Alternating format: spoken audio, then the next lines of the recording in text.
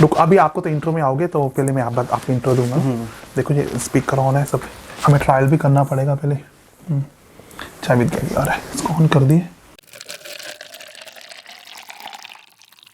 Welcome to my channel once again. मेरा नाम Gary है। आज का दिन एक बार फिर खुशी का दिन है। आज मेरे पास एक लड़का आया है जो कि मेरा इतना बड़ा फैन है। जब वो मुझे मिला ही वॉज शॉक्ड बिकॉज वो मेरे वीडियो इंडिया से देख रहा है।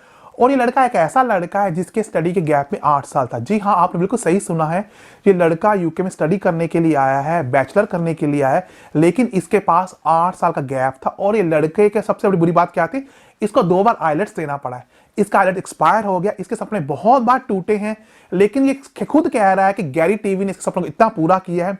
ये नहीं, अंकल आंटी बहन सब इसके घर में मेरे वीडियो देखते हैं। और ये ऐसा मेल सब्सक्राइबर है मेरा जो कहता है कि दुनिया में सबसे बड़ा फैन मेरा है। चलिए मैं वेलकम करता उस लड़के को जिसका नाम अंकुश है, जम्मू से। अंकुश जी प्लीज आइए, बैठिए, आइए। Thank you Gary sir. Thank you. तो अंकुश जी बताइए थोड़ा ऑडियंस को कि आप मेरे इतने बड़े एज ए मेल होकर क्यों फैन है, बी ऑनेस्ट। सर जैसे आपने इंट्रोडक्शन में ऐसे बता ही दिया है कि मेरे वीज़ा में ना बहुत सारी प्रॉब्लम्स आई हैं। 7-8 साल का मेरा स्टडी गैप था। फिर मैंने आइलेट्स करी, मेरे बाहर जाने का ऐसे प्लान बना। पहले मैंने कनाडा का अप्लाई करा। ओके। तो कनाडा का अप्लाई करा तो अब मान लो कि मेरी किस्मत ख़राब थी, जहाँ एजेंट गलत चुना मैंने। उसने मेरा एक तो 1 साल वेस्ट करा, ऊपर से मेरा वीज़ा भी नहीं आया। उसमें रिफ्यूज़ल आ गया था मेरा, लेकिन उसने मुझे बताया नहीं कि तेरा रिफ्यूज़ल है। आपका कनाडा का रिफ्यूज हो चुका वीजा, आपने मुझे नहीं बताया। अच्छा, कनाडा का रिफ्यूज हो गया मेरा, तो उसने मुझे बताया नहीं था। मैं वेट करता रहा, उसको डेली कॉल करनी मैंने, ये वो कि बता, बोला आ जाएगा आ जाएगा। उसने ये नहीं बताया मुझे कि तेरा रिफ्यूजल है। तो फिर मैं थक हार के गया मैं उसके पास। तो मैंने कहा मेरे डॉक्यूमेंट्स दे दे, मैं कहीं और अप्लाई कर लेता हूँ। फिर उसने मुझे बताया कि नहीं तेरा रिफ्यूजल है। तो हमने एक और जगह अप्लाई किया कनाडा में ही, वहाँ तेरा ऑफर लेटर आ गया, 15 दिन का टाइम दे दे तो तेरा वीज़ा आ जाएगा। तो मैंने यकीन ही नहीं किया। मैंने कहा इसने पहले मेरे 6 महीने वेस्ट कर दिए हैं। तो मैंने कहा मेरे डॉक्यूमेंट्स दे दो। मैंने डॉक्यूमेंट्स ले लिए। तो तब मेरे आइल्स में स्कोर था 7 बैंड। 7 बैंड आने के बाद आपका वीजा रिफ्यूज हो गया कनाडा का? सॉरी, वो मैं बताता हूँ आपको। वो ना जो मेरी बैकग्राउंड है ना, पहले +2 में मैंने नॉन मेडिकल करी है। उसके बाद मैंने 3 साल का डिप्लोमा करा था मैकेनिकल इंजीनियरिंग में। ओके। तो उसके बाद जो उसने कोर्स सेलेक्ट करा था ना, वो 1 साल का कोई कोर्स था, पता नहीं, मुझे कोर्स के बारे में भी नहीं बताया उसने। तब मैं नया नया था इस वीज़ा के चक्कर में, मैंने भी इतना ध्यान नहीं दिया। तो उसने वो जो कोर्स सेलेक्ट किया था ना, उसकी वजह से मेरा रिफ्यूज़ल आया था कि बैकग्राउंड इसकी और है, या आगे कोई और कोर्स ले रहा है, तो ये मतलब नहीं बनता। मैं आपको यही रोकना चाहता हूँ एक सेकंड के लिए। जो लोग मेरा वीडियो देख रहे हैं, जो मेरे सब्सक्राइबर हैं, मेरे फैमिली मेंबर्स हैं, छोटे भाई बहन हैं, देखिए आप एजेंट के पास जाइए, एजेंट पे ट्रस्ट कीजिए। मैं यही नहीं कहता वो अपनी जॉब करें, लेकिन जो कोर्स है वो खुद सेलेक्ट कीजिए। नहीं तो आपका अंकुश जैसा हाल होगा। आपने की है डिप्लोमा मैकेनिकल और इस बच्चे के 7 बैंड है। देखिए 7 बैंड होने के बाद मैकेनिकल का स्टूडेंट से वीजा रिफ्यूज, क्योंकि इसने थोड़ी सी गलती ये की है, इसने एक तो ट्रस्ट किया है आंखें बंद कर मैं एजेंट को, और सेकेंड इसने गलती की, इसने खुद कोर्स नहीं चूज किया। आप एजेंट चूज करो, सारे करो एजेंट जितने भी बच्चे दे, लेकिन जो कोर्स है, यूनिवर्सिटी है, वो आपने खुद चूज करनी है, वो आपका हक है। अगर आप अपनी यूनिवर्सिटी और कोर्स सेलेक्ट नहीं कर पा रहे इंडिया, पाकिस्तान, बांग्लादेश, नेपाल से, आप यूके आकर अपना कैसे करियर बनाओगे? मुझे बताओ कमेंट में लिखकर कि आप लोग कैसे करियर बनाओगे। और एक चीज प्लीज मेरी बात सुनिए, प्लीज वीडियो को लाइक करते जाना। अंकुश जी अपने दिल की बातें कर रहे हैं। अगर आप जितना लाइक करोगे, इतने और बच्चे आगे आएंगे और आपको बताएंगे वो किस तरह स्ट्रगल कर यूके आ रहे। अंकुश जी कनाडा रिफ्यूजल है, 8 साल का गैप है, आइलेट्स एक्सपायर हो चुका है। अब आगे अंकुश से पूछे, अंकुश ने फिर क्या किया आगे जाकर? ये ना 2016 की बात है। 2016 लास्ट में नवंबर दिसंबर की बात है। तो उसके बाद मैंने अपने डॉक्यूमेंट्स ले लिए उससे। तो मेरे साथ ट्रेजेडीज बहुत हुई हैं, वैसे मैं बताता हूँ। उसके बाद 1 साल मैं शांत रहा, मैंने कुछ नहीं किया। फिर कहीं से किसी तरीके से मुझे लिंक मिला, वो मुझे बोला तो जर्मनी का वर्क परमिट दिलाता हूँ मैं। ओके। उसने बोला कि आपके जो जितने भी चार्जेस होंगे तो आप हमें वहाँ सैलरी से दे देना कटवा के, उसके लिए आपको जनरल आइलेट्स करनी है। ओके। तो मैंने कहा ठीक है। जनरल आइल्स का मुझे पहले, क्योंकि मैंने बीपीओ में काम किया, अमेजन यूएस के लिए काम किया, वोडाफोन यूके के लिए काम किया मैंने बीपीओ में 3 साल। ओके। तो इंग्लिश का मेरा ठीक ही था, तो मैंने आइल्स जनरल का दिया, उसमें मेरे 6.5 आए ओवरऑल। ऐसे मतलब बिना प्रैक्टिस के दे दिया था, लेकिन 6.5 आ गए उसमें मेरे 6 बैंड थे भाई 2003 में। तो मैंने बहुत मुश्किल पास किया, तो मेरे सामने मत चल। 3 में हाँ 6 बैंड लिए थे, और रीडिंग में 5 में 5 थे, मेरे लिसनिंग में 7 थे। मैं घबरा मत, मेरा जैसे बुरा हाल था। आगे बताइए। तो एजेंट को मैंने बोला कि आपको इनिशियल डिपॉजिट करना पड़ेगा, ये वो। मैं और मेरी दीदी का बेटा था साथ में, हम दोनों ने किया। हम दोनों ने मिला के 2.5 लाख रुपए उसको दिया। बंदा गायब हो गया पैसे लेके। 2.5 लाख आपका, 2.5 लाख उसका, 5 लाख लेकर भाग गया। कोई 1.5 लाख मेरा था, लाख तक उसका था। 2.5 लाख लेके वो बंदा गायब हो गया। साल एक लगा, बंदा ढूंढ लिया, पैसे रिकवर कर लिए हमने। लेकिन बात ये है कि उसमें मेरा टाइम वेस्ट हो गया। टेंशन अलग से हुई। टेंशन हुई, पैसा का मैं मतलब हिम्मत हार गया मैं। ये है 2018 की बात, आइलेट्स एक्सपायर हो गई, हिम्मत हार गया मैं, कुछ नहीं, पैसे भी मतलब एक बार होता है ना कि इंसान थोड़े बहुत इकट्ठे करता है, फिर आज थोड़े थोड़े खर्चे हो जाते हैं, सब खत्म हो गया, ठीक है ना। उम्मीद हार गया मैंने कहा कुछ तो करना है। मैं अपने वहाँ जॉब करने लग गया जम्मू में ही, कौन सी? इंडस्ट्री लाइन में, फैक्ट्री में ऑपरेटर लग गया मैं। वहाँ मंथली देते थे 15,000 के करीब, कट कटा के मतलब वही 10-11 हज़ार आता था। 1 साल वहाँ पे मैंने काम किया ऑपरेटर का, लेकिन वो जिस फील्ड में मैंने काम करा ना, यहाँ पे उसका स्कोप है बहुत, वैसे भी मैंने देखा ऑनलाइन। वो था एल्युमिनियम कंपोजिट पैनल बनते थे वहाँ पे। ओके, है इसका स्कोप है, मुझे पता है। तो मैं वो काम किया 1 साल वहाँ पे। फिर मैं जलंधर गया, जलंधर मेरी सिस्टर रहती है। आप जलंधर से हो? मैं जम्मू से हूँ, सिस्टर की मेरी मैरिज हुई है जलंधर में। रियल सिस्टर की हुई है? मतलब कजन है, रियल से भी ऊपर है, रियल मतलब से ऊपर, ओके, हाँ। Sorry to mean. वो भी आपको देखेंगे, ये वीडियो आपके देख लेना, वो बहुत खुश होते हैं हमारी वीडियो देख के ना, आपको देख के बहुत खुश होंगे वो। नमस्ते नमस्ते दीदी जी, नमस्ते नमस्ते। आप मेरी वीडियो खुश, ऐसे मुझे प्यार दीजिए, ऐसे सब्सक्राइबर बढ़ाइए और लोगों के साथ शेयर कीजिए। अंकुश बिल्कुल ठीक है, बर्मिंघम मैं इनसे मिला हूं, आप अंकुश की टेंशन मत लीजिए। अंकुश अब बताइए, आपकी जर्मनी का वीजा लेकर आपका आदमी फ्रॉड कर भाग गया, कनाडा का रिफ्यूजल आ गया, आप आइलेट्स भी एक्सपायर हो चुके थे, तो फिर आपने ऑपरेटर की जॉब कर, बिल्कुल ग्राउंड लेवल पर आप आ गिर गए, टूट कर चूरम चूर होकर जमीन पर गिर गए हैं। तो फिर आपने अपने 2018 आ गया, 2020 कैसे आपने अपने को संभाला है कि नहीं नहीं मैंने तो यूके अब जाना है, या कैसे हो, क्या जर्नी 2018 के बाद क्या? I am very much interested now. 2018 के बाद ना मैंने जॉब करी 1 साल, जो मैंने बताया, लेकिन जॉब में मेरे से हो नहीं रही थी जॉब। वो पहले मैंने बीपीओ में काम किया, वहाँ 30-35 हज़ार सैलरी मिलती थी। अचानक मैं 10-12 हज़ार पे चला गया, ड्यूटी 12 घंटे, मेरे से हो नहीं पा रहा था। लेकिन फैमिली के लिए मैंने करना पड़ा, क्योंकि होते हैं ना मोहल्ले वाले बोलते हैं कि बेला बैठा है, करता कुछ नहीं है, ये है वो। ये मोहल्ले वाले बहुत तंग करते हैं इंडिया में। मोहल्ले वाले तो मेरा भी जीना आराम किया था, ये लड़का कुछ नहीं करेगा, ये कुछ नहीं करेगा, इस मोहल्ले वाले जान खा जाते हैं। इस मामले में हमारा इंग्लैंड अच्छा है, मोहल्ले में कोई देखता नहीं, कोई आए जाए, अमीर गरीब, मोहल्ले वाले तो खा गए इंडिया में। मोहल्ले वाले यूके के बेस्ट हैं। चलिए आगे बताइए। मोहल्ले अंकुश जी, आपसे इतना कुछ हुआ, आप फिर भी स्माइल कर रहे हो आज, बड़े खुशी की बात है, यू आर सो हैप्पी।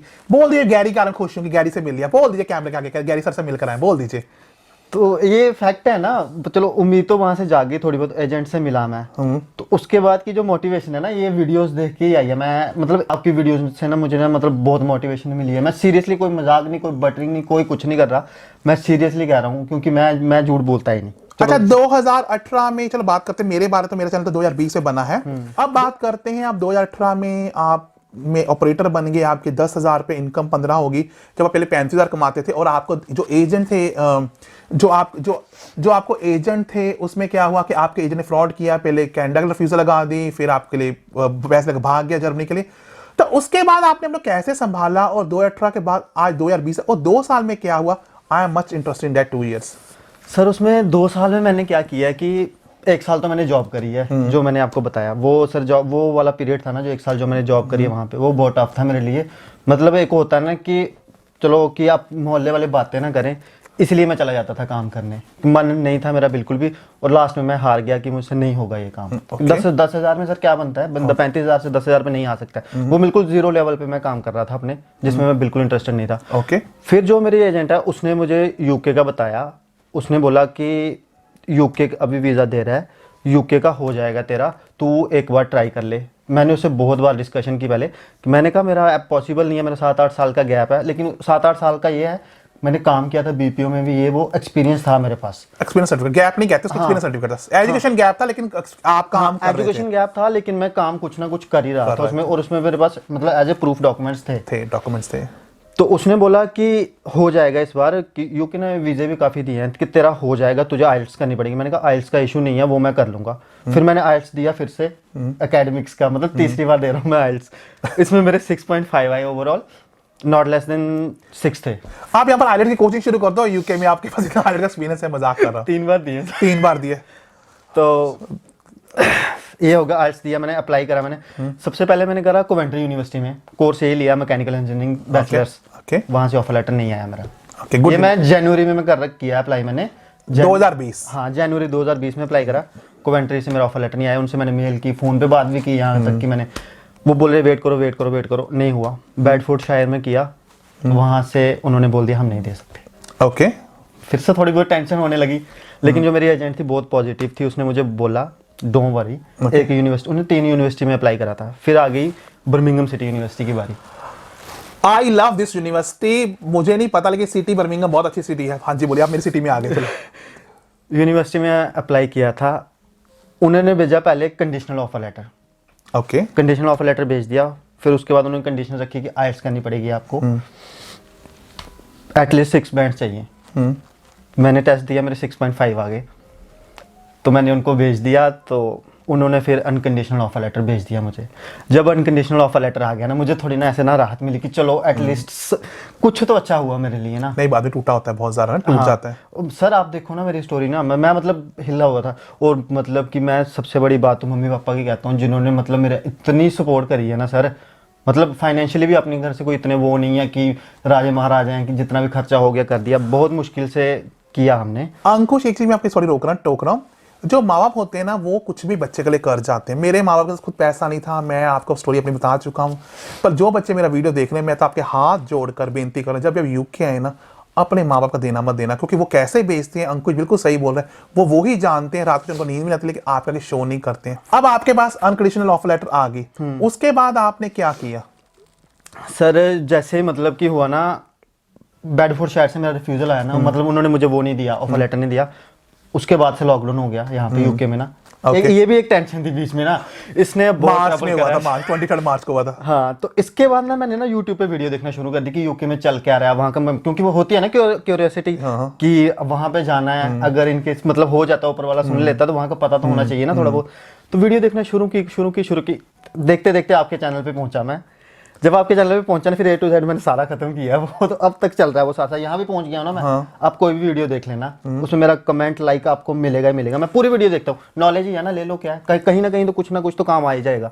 ये पर अंकुश, इतने सारे, चलो मार्च में जब आपने कहा 2020 में मेरा वीडियो देखा, तब मेरे सब्सक्राइबर 1000 भी नहीं होंगे शायद, है ना? तो मैं बहुत स्टार्टिंग से हूँ आपके साथ। तो क्या था जो आपको मेरे साथ कनेक्ट कर पाया, जबकि उस टाइम कई और भी यूट्यूबर जो स्टैब्लिश्ड हैं, बहुत हार्ड वर्किंग है, must give them credit, hard working है। तो आपको मेरे में क्या दिखा जो आज, जब आपकी मैंने खुशी का ठिकाना नहीं दिखा, जो दरवाजा खोला, क्या था वो जो आपके क्या एक चीज थी जो बच्चों को बताने की, जो आपको सबसे ज्यादा अच्छी लगी, जो आप टूटे हुए थे, इतने क्या फर्क पड़ा आपको उससे? Be honest. मेरे जैसे को जिस चीज की उस टाइम जरूरत थी ना, वो आपके चैनल पे थी। सीरियसली कह रहा हूँ, वो थी मोटिवेशन। मुझे उस चीज़ की बहुत ज़्यादा ज़रूरत थी, क्योंकि कोई मुझे डीमोटिवेट करे तो मैं पहले ही टूटा हुआ था। मेरी बात ही नहीं बननी थी वहाँ पे। मैं और डिप्रेशन में चला जाता, मैं और टेंशन में था घर वालों के लिए। आपके चैनल देखिए, आप मोटिवेट करते थे कि नहीं सब सही है, ऑल गुड। तो मुझे ना आपको देख के ना थोड़े ना ऐसे अंदर जान आ जाती थी कि हाँ ठीक है, सब कुछ ठीक है। तो इसके चक्कर में ना फिर मैं थोड़ा और पॉजिटिव आ जाता था, घर वालों के साथ पॉजिटिव बात करता था, आगे से घर वाले सपोर्ट करते थे, प्यार तो बनाता था। हाँ, तो वो भी बोलते थे, कभी मैं टेंशन में होता था, टेंशन नहीं ले, ये वो होता ना, माँ बाप को टेंशन होती है, बहुत होती है सर। जवान बच्चा जिनका बेटा 7-8 साल से ना ऐसे धक्के खा रहा है, उनको टेंशन होती है। ऊपर से मोहल्ले वालों, वो तो बात ही छोड़ो सर, वो उन्होंने बहुत टॉर्चर किया मुझे। चल मोहल्ले वाले छोड़ो, तो आपको मोटिवेशन मिली गैरी टीवी के से, आपको मिली मोटिवेशन। मैं बाकी और भी चैनल्स आप देखते होंगे, ऐसी बात नहीं है, पर मेरे में एक बात थी उस टाइम चैनल में, आपने देखा होगा, बाकी कह रहे थे यूके मत आना। सच मैं कह रहा था यूके सब तो लगे, वही तो कह रहा हूँ, आप मैं अकेला यूट्यूबर था ना, सच मैं वही बता रहा हूँ, सच बता। सिर्फ आपने मुझे उस टाइम मोटिवेट किया कि कोई दिक्कत नहीं है, कोई परेशानी नहीं है, आजा, कोरोना पूरी दुनिया में, कल अकेला यूके के लिए नहीं है, ठीक है ना। तो ये चीज मुझे भी समझ आई। इंडिया में भी तो था कोरोना ना, वहां भी तो देखा हमने, 2-2 महीने रूम में बैठे हैं अपने। तो जब वहां बैठे हैं, तो अब सिचुएशन अगर वहां पे नॉर्मल हो रही है, तो यहाँ तो सब फैसिलिटीज उनसे एडवांस्ड है इंडिया से, तो यहाँ पे तो ज्यादा होंगी ना नॉर्मल लगे। तो फिर उस चीज से मैं सोच रहा था, और फाइनली मतलब आज आपके साथ बैठा हूँ, अच्छा लगा। है। तो जो ऑडियंस देख रही है, प्लीज अंकुश के लाइक करते जाना, प्लीज बेटा, लाइक करोगे और बच्चे आएंगे और आपको मोटिवेशन मिलेगी। और अंकुश इतने खुलकर बता रहे हैं, एक बार नहीं, 2 बार नहीं, 3 बार टूटे, और इतने टूट गए थे कि ऑपरेटर की जो 10,000 जॉब इसलिए कर रहे थे कि उनको पड़ोसी तंग करते थे, ताना मारते थे। और इन्होंने ये बताया है कि मार्च 2020 में, मेरे चैनल मार्च 2020 में मैंने शुरू किया, सही बोल रहे हैं, कि अकेला मैं ही यूट्यूबर था जो बताता था पब्लिक को कि यूके का लॉकडाउन लग भी गया है, सारी कंट्री में, आप जरूर सितंबर इनटेक में आओगे। आज अंकुश जी आपके सामने बैठे आ गए, तो जनवरी इनटेक के बच्चे मैं आज आपको बता रहे, तो आप लोग भी यूके में नॉर्मल जनवरी इनटेक में आओगे। एज लॉन्ग एज अगर आप जॉब करें इंडिया में, फिर मत आना कोरोना वायरस कारण, फिर सितंबर 2021 में आना। लेकिन अगर आप जॉब नहीं कर रहे हो, प्लीज यूके आ जाओ। एक आदमी गैरी आपके आंखें बिछाकर सास में पर बैठा हुआ है, ठीक है। तो चलिए, ये तो थी आपकी जर्नी यूके कैसे है। अब यूके आप आ गए हैं, जो आपने यूके आकर देखा है, आपको पार्ट टाइम जॉब मिल गई यूके में? हाँ, यूके में पार्ट टाइम जॉब कर रहा हूँ मैं। अच्छा, कर रहे हो? हाँ। अच्छा, एक्सपेंसिव निकल जाते हैं ना लोग, कहते हैं कि सच कर रहे पार्ट टाइम जॉब। सर मैं पहले 14 दिन में क्वारंटीन रहा था। ओके, ठीक है। तो यहाँ पे जितना बोलते हैं ना बहुत एक्सपेंसिव है, ये है वो है, इतना भी कुछ नहीं है सर। जहाँ पे मैं रहता हूँ मेरा 200 पाउंड रेंट है रूम का, सारे बिल मिलाकर। हाँ मतलब इंक्लूडेड है उसमें सब कुछ, इलेक्ट्रिसिटी वाटर सब कुछ। और 20 पाउंड्स पर वीक मेरा रोटी का है। जो मैं जिनके पास रहता हूँ वो पंजाब से आंटी, तो ठीक है। उनके पास किया हुआ मैंने, तो मतलब 280 पाउंड्स मुझे मंथली पड़ता है। तो इसमें मतलब प्रॉब्लम वाली बात कहाँ है? आई डोंट नो बच्चों, आप सच में कह रहे हो गैरी सर पागल हैं, आप तो मुझे पागल कहते हो। सच में मैंने जितने बच्चों से मिला हूं ना, सब यही कहते हैं उनका काम है। देखो मैं खुद नहीं कह रहा, इतने बच्चे देखो, एक नहीं लड़के नहीं लड़कियां हजार आते। देखो मेहनत करोगे पैसा है, मेहनत नहीं करो तो इंडिया में पैसा नहीं है। ये मत सोचना कि फ्री में कोई पैसा आपको घर दे जाएगा। श्री तोड़कर अंकुश भी जाते हैं, तरनप्रीत जी जो पिछली बार आई थी वो भी जाती हैं, हीना खान भी जाती हैं, सारे बच्चे जाते हैं। मेहनत करोगे पैसा है, लेकिन अगर आप मेहनत कर सकते, जो बच्चे जनवरी इनटेक में देख रहे हैं, आप बड़े इजीली पैसा निकाल सकते हैं। और मैं पब्लिकली आपके सामने बोल रहा हूं, आप मुझे बड़ा भाई मानो, चाहे अपना दोस्त मानो, और इवन की यूट्यूबर मानो, अगर मेहनत करोगे, आप 20 आवर्स काम करते हैं, रफली आप 800 पाउंड पर मंथ कमा लेते हो। जब आपकी यूनिवर्सिटी बंद होती, आपको लेटर चाहिए फुल टाइम के लिए, वो लेटर ले लेते हो, then you can work full time, then आप बहुत इजीली 2000 पाउंड कमा लेते हैं जब आपकी यूनिवर्सिटी बंद होती है। तो बच्चा डरो मत। अभी अंकुश आए टूट कर इंडिया से। चलो अंकुश, आपने बच्चों को ये तो बता रही कि एक्सपेंसिव भी पे हो जाते हैं और पार्ट टाइम मिल मैं एक जाते चीज़ हैं। बताता हूँ पार्ट टाइम जॉब के बारे में ना। यहाँ पे जो एक ना मतलब कि समझ लो कि मिसगाइड कर दिया जाता है लोगों को। वो पता क्या है कि आपको NI नंबर चाहिए जॉब करने के लिए। मैं बताता हूँ, उसमें ना जब आप NI नंबर अप्लाई करते हैं ना, आपको ना एक रेफरेंस नंबर मिलता है। कुछ कंपनीज वो रेफरेंस नंबर पे भी आपको जॉब दे देती हैं। तो आपको जरूरी नहीं 2 महीने वेट करना है कि NI नंबर आएगा तो हम पार्ट टाइम जॉब करेंगे। रेफरेंस नंबर पे भी कुछ कंपनीज जॉब देती, जैसे फर्स्ट कॉल है, वो तरनजीत थी ना लड़की जो आई थी, वो सही कह रही थी बिल्कुल ना। आपको रेफरेंस नंबर देना है, वो फर्स्ट कॉल वाले आपको DPD में जॉब दिलवा देंगे। अच्छा, आपने फर्स्ट कॉल की बात की, बहुत इंपॉर्टेंट बात की, पब्लिक की तरफ देखकर बताइए, फर्स्ट कॉल एजेंसी है कहां? बर्मिंघम वॉलंटियर बच्चे देखना चाहते हैं, मुझसे पूछते हैं वेस्ट कहां है? ब्रो में है ना। वेस्ट ब्रो में? हाँ वेस्ट ब्रो में सबसे जो नियरेस्ट है। तो कितना पैसा वहां पर मिल जाता है? Around 10 pound 10 pounds per hour दे देते हैं। जो बच्चे बर्मिंघम, वुर्स्टर और प्लीज कमेंट्री और इवन की बर्मिंघम या वॉलहैम्पटन के भी हैं, फर्स्ट कॉल एक एजेंसी है। देखिए मैं उनको जानता भी नहीं हूँ, ये बच्चे बता तरनप्रीत मुझे बता रहे हैं कि वहां जाइए आपको 10 पाउंड पर आवर जॉब मिल जाएगी। और आप क्या चाहते हो? अब पार्ट टाइम की बात भी होगी, आप एक्सपेंसिव की बात होगी। अब यूनिवर्सिटी की जो स्टडी है हार्ड है कि ईजी है, ये बात कीजिए। सर मुझे ना 7 साल हो गए स्टडी छोड़े हुए। मैं बताता हूँ ठीक है ना। हाँ। बेशक मतलब बैकग्राउंड मेरी मैकेनिकल वाली है, लेकिन यहाँ पे आके जो मैंने सिलेबस देखा ना, इंडिया में जितना 1 साल का है ना, इतना वहाँ 3 साल का है यहाँ पे। ओके। मतलब सिलेबस कम है, टू द पॉइंट है, और वही है जो आपको फील्ड में जाके करना है। यूके में। अच्छा। एक्स्ट्रा कुछ नहीं, जैसे हमारे इंडिया में होता है जितना 12th का सिलेबस होता है, इतने में पूरे यहाँ के यूके का अगर कोई होगा ना बॉर्न, वो मतलब नर्सरी से लेके KG से लेके ना, तो वो ग्रेजुएशन तक उतना पड़ेगा जितना हमारा 12th का सिलेबस होता है सर। सही कहा। मैं बता सीरियस नहीं, आई नो आप सही कह रहे हैं, मैं तभी हंसते रहो, आप सही कह रहे हैं। हाँ बोलिए अंकुश आगे। दिमाग खराब है। दिमाग खराब होता है, किताबें पढ़ाते रहते हैं, A करो B करो C करो, पागल कर देते हैं मैथ्स का। यहाँ पर ऐसा यहाँ प्रैक्टिकल। और मेरे यहाँ पे यूनिवर्सिटी का क्या हिसाब है क्लासेस का, 6 दिन मुझे फेस टू फेस जाना पड़ता है मंथ में। बाकी ऑनलाइन सेशन होते हैं, वो अटेंड करो, ऑनलाइन क्लासेस लगाओ, बस बात खत्म। आपको सारा मटेरियल जो भी है ऑनलाइन मिल जाएगा। अगर आप वो ऑनलाइन पढ़ लोगे ना, तो मतलब टीचर वो रिकमेंड करते हैं कि अगर हमने वहाँ पे अपलोड किया तो आप वो देख लो, उससे बहुत हेल्प मिलती है। टू द पॉइंट डिटेल, बस एग्जाम भी मैंने कल एग्जाम दिया एक, दे दिया ऑनलाइन रिजल्ट आएगा तो मिठाई करा देना मेरे भाई छोटे, बड़े भाई को मिठाई खिला देना। हाँ पक्का सर। चलो अब आप स्टडी भी आपने कहा इतनी टफ नहीं हो जाती, स्टडी मैनेज भी होती है। अंकुश मैं आपसे एक चीज पूछूंगा, जो बच्चे इतना वॉच करे जनवरी इनटेक, बहुत नर्वस है, यूके में बहुत है, क्या चल रहा है क्वारंटीन का सीन क्या है? बसेस खुली है, यूनिवर्सिटीज खुली, क्या है बताइए आज की डेट में? जब लॉकडाउन हुआ था ना ये, तो उसमें उन्होंने जो हमारा प्राइम मिनिस्टर बोरिस जॉनसन, उन्होंने सीधे बताया था कॉलेज यूनिवर्सिटीज ओपन रहेंगी, ओके, बसेस चल रही हैं। बस ये है कि जब आपने बस में ट्रैवल करना है आपको मास्क पहनना है, नहीं तो फाइन हो जाएगा। अगर पुलिस वाले देखेंगे फाइन कर देंगे वो। कहीं आपने शॉप में जाना है, वहाँ मास्क पहन के जाना है। रेस्टोरेंट में जाते हैं, वहाँ पे रेस्टोरेंट खुले हैं लेकिन वो ईटिंग नहीं है, वहाँ आप डिलीवरी ले सकते हो, टेक आउट है। तो वो बाकी ऐसे नॉर्मली तो खुला ही है। बस आपको थोड़ा ये है कि लॉकडाउन का मतलब कि थोड़ी अपनी सेफ्टी रखनी है, बाकी वालों की सेफ्टी रखनी, मास्क के बिना कहीं नहीं जाना। कुछ शॉप वाले आप कहीं सामान लेने जाओगे, कुछ मास्क के बिना आपको घुसने नहीं देंगे। नहीं, जो बच्चे मेरा वीडियो देख रहे हैं बिल्कुल अंकुश सही कह रहे हैं, मास्क कंपलसरी है। मैंने कल खुद आजडा में शॉपिंग करने जा रहा था, अंकुश बिल्कुल पुलिस वाला आदमी बाहर खड़ा था, लड़का बाहर था, उसको फाइन नहीं पड़ा, क्योंकि बाहर आप मास्क के बगैर चल सकते हैं अंकुश ने। अगर शॉप के अंदर आप पैर भी रख दिया और उसने पकड़ लिया, आपको फाइन पड़ जाए। शॉप के अंदर मास्क पहनना ही पहनना है आज की डेट में। अगर बस में भी ट्रैवल करें, you must wear mask, otherwise you will get a fine on the spot. बाकी सड़कों पर घूम रहे हैं, 1 मीटर डिस्टेंस बर्मिंघम में चल रहा है, नो मास्क, बट अगेन पहन लोगे तो आपके लिए अच्छा है। तो ये तो हो गया, हम बात करें क्वारंटीन के रूल्स के बारे में, पार्ट टाइम के बारे में, आपकी स्टडी के बारे में, आपके स्ट्रगल के बारे में। तो आप इंडिया से जब कौन सी फ्लाइट लेकर आए और आपका कितना वेट था और आपने कहाँ से फ्लाई किया था, बताएं थोड़ा सा। हाँ हाँ, मैं जो फ्लाइट बुक की थी मैंने वो थी एयर इंडिया की। ओके। एयर इंडिया वाले मैं जम्मू से मैंने दिल्ली के लिए इंदिरा गांधी इंटरनेशनल एयरपोर्ट। तो वहाँ मैं शाम को 4 बजे पहुँच गया था। तो जो फ्लाइट थी मेरी रात को 2:45 बजे थी। बहुत पहले पहुंच गए। मतलब वेट करना पड़ा मुझे। तो वेट भी क्या करना पड़ा, मैं वहाँ गुड़गांव पास ही है वहाँ पे। तो वहाँ मैंने 3 साल जॉब करी, वहाँ मेरे फ्रेंड वगैरह रहते थे, तो वहाँ चला गया मैं। वहाँ 4-5 घंटे उनके साथ रहा, चल बहाने से मिल भी लिया ये वो। तो फिर रात को मैं 11 बजे वहाँ से निकल आया, एयरपोर्ट आ गया। तो बाकी बस वहाँ पे एयरपोर्ट पे चेक इन वगैरह करके, चेक इन में भी टाइम लग गया थोड़ा बहुत, वहाँ पे काफ़ी क्राउड था वहाँ पे। तो फिर अंदर आके लॉन्च में बैठ के टाइम पास हो गया वहाँ पे अंदर जाके। फिर 2:45 बजे फ्लाइट ली मैंने। तो वहाँ पे इंटरव्यू वगैरह मतलब कुछ नहीं, उन्होंने यही पूछा थोड़ा बहुत कि कहाँ जाना है, क्या है, कोई यूनिवर्सिटी कौन सी है, दैट्स इट। उन्होंने भेज दिया मुझे, आगे वेट किया मैंने। फ़्लाइट ली मैंने, जब लंदन उतरा मैं लंदन की फ़्लाइट ली थी मैंने, बर्मिंघम की मिली नहीं मुझे एयरपोर्ट की। तो लंदन उतरा, वहाँ पे भी बहुत क्राउड था, बहुत रश था वहाँ पे भी। तो वहाँ पे भी जब इमिग्रेशन ऑफिसर के पास गया मैं, उन्होंने ये पूछा कि कहाँ जाना आपने। मैंने कहा ऐसे ऐसे बर्मिंघम सिटी यूनिवर्सिटी में मेरी एडमिशन हुई है, ये बैचलर्स ऑफ मैकेनिकल इंजीनियरिंग मेरा कोर्स है। फिर उसने पूछा कि where will be you be staying in quarantine. तो मैंने एड्रेस दिया था पहले उनको ना, मेरे फ्रेंड ने मेरे लिए बुक किया था, तो वो मैंने उनको एड्रेस दिया। एड्रेस देखा, उसने बोला that's it, thank you very much, welcome to England. बहुत नाइस था। मतलब बहुत नाइस था, बहुत बहुत नाइस था। 10 मिनट भी ज़्यादा बोल रहा हूँ मैं, 5 मिनट उसने मेरी बातचीत की। बहुत ऐसे ना, बहुत प्यार से बात कर रहा था, ऐसे ना कि जैसे नहीं लग नहीं रहा था कि इमिग्रेशन ऑफिसर है। अच्छा, वेरी कामली था, लड़का होगा ना। हाँ। तो अच्छा, आप एक चीज पूछूं, कोविड-19 टेस्ट आप इंडिया से करवा कर आए और आपने यूके करवाया कि जरूरत नहीं थी कोविड-19 एयर इंडिया फ्लाइट के लिए?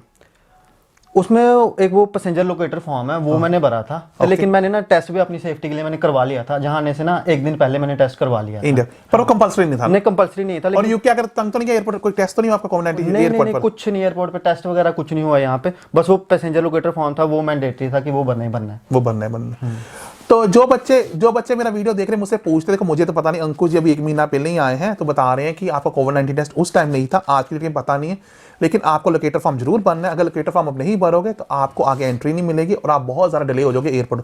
तो लोकेटर फॉर्म जो खुलता है वो 48 आवर्स पहले ही खुलता है, उससे आपको अपनी डिटेल्स बननी पड़ती है, फ्लाइट की डिटेल्स बननी पड़ती है। तो प्लीज़ जो बच्चे यूके में आएंगे जनवरी इनटेक में, दिसंबर में, तो लोकेटर फॉर्म भर कर आना, और बहुत ईजी है, 5 मिनट भरा जाता है।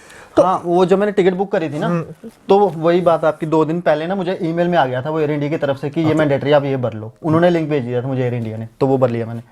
ये तो आपकी जर्नी, आपको एयरपोर्ट पर इंटरव्यू ली, बहुत इजी, 5 मिनट छूट के।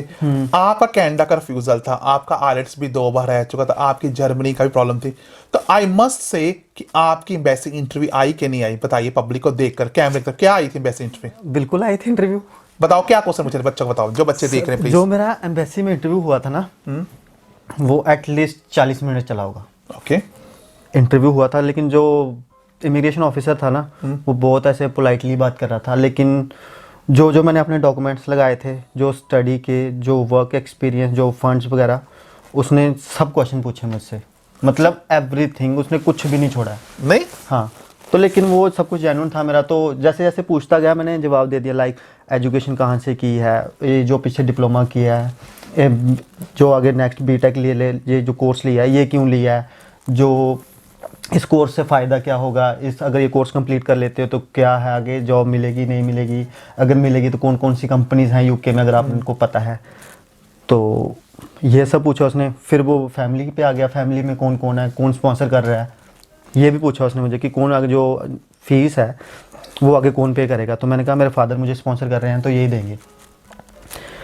तो ये भी पूछा। फिर मुझे जो वर्क एक्सपीरियंस था मेरा, 2-3 कंपनीज थी, उसके बारे में पूछा उसने, क्या काम करते थे वहाँ पे, जॉब रोल क्या था, कितनी देर किया काम, टाइम पीरियड पूछा उन्होंने। मतलब डेट्स वगैरह नहीं पूछे एग्जैक्टली, मतलब ये कि कितने टाइम के लिए काम किया वहाँ पे, ये सब भी पूछा उसने मुझे। और भी बाकी मतलब जो मैंने डॉक्यूमेंट्स लगाए थे ना साथ में, उसने कुछ भी नहीं छोड़ा है, सब कुछ पूछा है। और जो इंटरव्यू से मेरे ना 1 घंटा पहले उनकी मुझे VFS से ईमेल आ गई थी कि आपका आधे घंटे में ये टाइम दे दिया उन्हें कि इंटरव्यू है, जो हमारे इमिग्रेशन ऑफिसर है वो आपका इंटरव्यू लेंगे। लिंक दे दिया था नीचे कि इस लिंक पे क्लिक करके आपने इतने बजे ज्वाइन हो जाना है। तो फिर वैसे किया मैंने, इंटरव्यू हो गया। नर्वस था मैं बहुत वैसे, क्योंकि फर्स्ट टाइम था ऐसे इमिग्रेशन का इंटरव्यू, वो भी ऐसे online face to face. Nervous था मैं, लेकिन चलो ऊपर वाले की दया से सब सही हो गया। लास्ट में उसने बोला it was nice talking to you mister Mukesh. मैंने कहा थैंक यू, सेम है, ये वो तो आपकी इंटरव्यू चली 45 मिनट पर, उसने आपसे हर क्वेश्चन पूछा है जो क्वेश्चन आपको तैयारी करनी, आपके फाइनेंस के बारे में पूछा है, आपकी स्टडी के बारे में, डिप्लोमा पूछा, क्यों कोर्स चूज किया है, कौन सी यूनिवर्सिटी, हर चीज पूछी है। मतलब कि आपने आंसर दिया, क्योंकि आपका वैसे इंग्लिश अच्छी थी, आप 6.5 थे ही, तो आप इंग्लिश को भी टिक कर रहे थे। तब जाकर उसने आपको स्टडी के लिए यूके आने के लिए एक चीज मुझे और पूछी थी। क्या? उन्होंने पूछा है, चलो आपने बर्मिंघम सिटी यूनिवर्सिटी तो चूज कर लिया, आपको पता है बर्मिंघम यूके में है कहाँ पे? पूछा था उसने? हाँ। बोला यहाँ पर गैरी टीवी है। मैंने उसको बोला सर, मैंने कहा ज़्यादा आइडिया तो है नहीं मुझे, लेकिन मैंने इतना जो ऑनलाइन देखा, मैंने कहा लंदन से मतलब बर्मिंघम बाय रोड 2 आवर्स का डिस्टेंस है। इतना मैं इस तरीके से, क्योंकि अब मैं बोलता नॉर्थ वेस्ट ये वो, तो मैं खुद कंफ्यूज हो जाता, इसलिए मैंने उसको इतना तो आइडिया था ही कि इतनी दूर है बाय रोड, इतना 2 आवर्स का डिस्टेंस है ये बाय बस। बोलो ओके फाइन। जो बच्चे वीडियो देख, कोई पूछे बर्मिंघम का, बोलते सर गैरी टीवी वहाँ रहते हैं, वहाँ बर्मिंघम वहीं पर। मजाक कर रहा हूँ, पता ना बर्मिंघम लंदन से 1.5 आवर ड्राइव पर है और ये वेस्ट मिडलैंड में आता है। तो बच्चे डरिए मत, बर्मिंघम के बारे में जान लीजिए। मैनचेस्टर सब जगह जाना जहाँ आप आ रहे हो।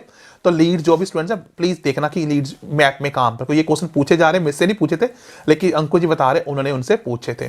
तो अंकुश जी आपने इंटरव्यू भी दे दी, सब कुछ हो गया, लेकिन कोई एक ऐसी चीज बताइए जब इंडिया से आप यूके आए, आप वो चीज़ नहीं लेकर आए, आपको लगता है यार काश मैं वो चीज़ में भूला। जैसे बच्चे रजाई कहते हैं, कुछ लोग कहते हैं हम दाल ही लेकर आए, कुछ कहते हैं प्रेशर कुकर। कौन से कोई ऐसी चीज़ है जो आप मिस करके बाय मिस्टेक जो आपको लेकर आनी चाहिए, बच्चों को बताना चाहिए? Is there anything you missed it in your suitcase which you should have bring it into UK? बाकी तो चलो सब कुछ सही है। मैंने एक चीज़ ना, मैंने सोचा था वहाँ से कि कौन रजाई उठाएगा लेके जाएगा, तो घर वाले बोल भी रहे थे कि चल ब्लैंकेट ही डाल ले, ये कर ले वो कर ले। तो वो अगर मैं करता कि एक मोटा सा ब्लैंकेट या रजाई टाइप ना ले आता तो वो बढ़िया रहना था। तो बाकी यहाँ पे मिल जाती है यहाँ पे भी थोड़ी, लेकिन वो अपने उधर की ना वो रजाई वगैरह की क्वालिटी थोड़ी मतलब ठीक है, यहाँ पे भी बढ़िया है वो नहीं, फिर वो पैसे का चक्कर आ जाता है थोड़ा। पर जो बच्चे मेरा वीडियो देख रहे हैं, अंकुश जैसे लड़के बहुत लेजी हो जाते हैं, सॉरी टू से लेजी, लेकिन रजाई लेकर आना, वहाँ पर फाइबर रजाई इंडिया 7,000 की आती है और रजाई मैं 4 साल से यूज़ कर रहा हूँ और आज मैंने अपने टूर में दिखाई भी कि मेरी रजाई कैसी है। तो गाइस प्लीज़, अगर आप इंडिया पाकिस्तान से आ रहे हैं, एक अच्छी रजाई ले आना, कोई वेट नहीं होता, लाइट से होती है, पर ये रजाई आकर आपको बहुत कंफर्टेबल लगेगी, क्योंकि यूके में आप रजाई लेते हो 12 मंथ्स। तो चलो आप रजाई भूल आए, आपने सही बोला, आपने बताया कि आपका वेट कितना था वैसे एनी में एयर इंडिया में, कितना वेट लेकर आए हो? सर एक्चुअली मैं जो था मुझे अलाउड था ना वो था, मतलब दिल्ली टू यूके तक जो मुझे अलाउड था ना वो था 23 kg के 2 थे और 7 किलो का हैंड बैग था। तो लेकिन प्रॉब्लम हो गई मुझे, जो जम्मू से मैंने यहाँ तक आना था ना वो ना टिकट मैंने एक ही बार नहीं की, अलग अलग की थी। जो जम्मू से दिल्ली की वो अलग की थी मैंने, फिर दिल्ली से लंदन की अलग की थी। तो उसमें ये प्रॉब्लम हो गई थी कि जो जम्मू से दिल्ली आना था ना उसमें मुझे 23 kg का एक ही अलाउड था और 7 kg का वो। ओके तो ओके सो वेट में आपको प्रॉब्लम थोड़ी सी होगी। चलो ये बात होगी वेट की बात करते हैं। बहुत controversial topic, post study work visa. आपको लगता है ये है कि नहीं? आप तो अब यूके में खुद आ चुके, क्या है इसकी सिचुएशन? जो मैंने यहाँ पे आके देखा है ना, और जो आपने वीडियो डाली थी सॉलिसिटर वाली, उसमें जो यहाँ के बड़े वकील हैं वो काफ़ी पुराने और एक्सपीरियंस भी बता रहे थे।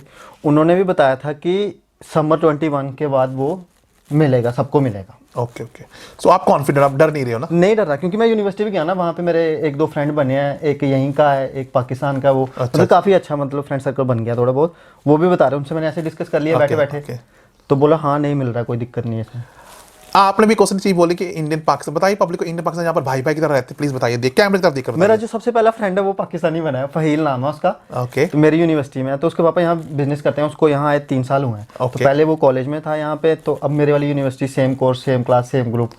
ओके तो वो मेरा फ्रेंड है यहाँ पे। अभी अपना नंबर वगैरह एक्सचेंज हो गए, बात भी करते हैं, काफ़ी हेल्प करता है वैसे, हेल्पिंग है बहुत, बात भी कर लेते हैं। कभी ऐसे अकेले बैठे हो मन करता है बात करने का, फ़ोन लगा लेते हैं, बात कर लेते हैं। ओके सो आप लोग भाई की तरह रहते हो, बहुत अच्छी बात है। देखिए अभी लड़का नया है, भाई की तरह रहते हैं, हम लोग सब भाई की तरह यूके में रहते हैं।